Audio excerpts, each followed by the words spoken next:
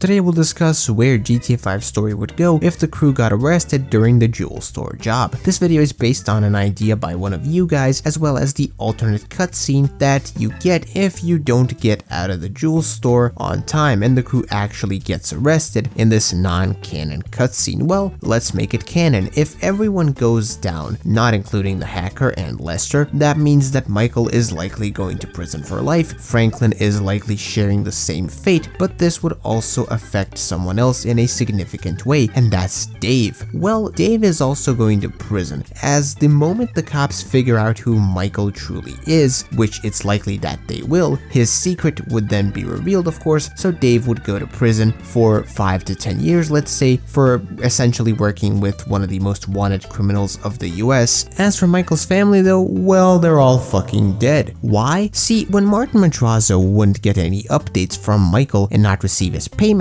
thinking that he skipped town to avoid him, he'd probably go to his house and kill his entire family with a hit squad as a means to try and lure Michael out. But of course, with Michael in prison, we all know that Madrazo is not getting his money no matter what he does. But what about Trevor? Well, since Michael never got to say his famous line that got Trevor to pay attention to the TV, Trevor would never even know that Michael is actually alive. Therefore, his story would just continue in the direction it started, consisting of him doing his best to establish TP Industries and take over Blaine County. Lester would, after the jewel store job, move somewhere else, likely the East Coast, and change his identity. Basically do everything he can to cover his tracks. Real quick though, if you're enjoying this video right now, please leave a like on it, subscribe to the YouTube channel, and also check out my second channel. That's where I do some Kingdom Hearts content. Lamar would then be killed in the Mission Hood Safari, as he never met Trevor in this reality, and Franklin is of course in jail, meaning that there is no out for Lamar on this one. Trevor would then encounter some problems of his own, as the Chinese would do more and more to intimidate him and close in, and so they'd set up their own base of operations near the Yellow Jack Inn and continuously attack Trevor's businesses, especially after he beat up Tao Chang, and this would turn into a